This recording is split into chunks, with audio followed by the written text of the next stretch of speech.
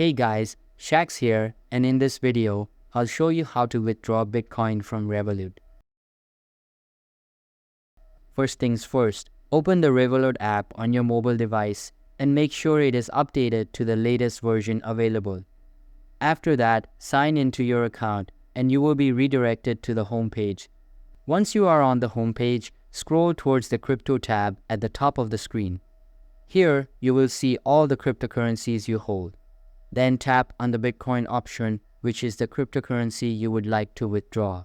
After tapping on Bitcoin, look for the sell button at the top of the screen and tap on it. This will bring up a new interface on your screen.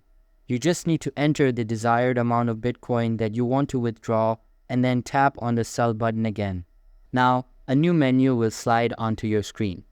Here, simply choose the order type that you prefer and then confirm the order to complete the withdrawal process.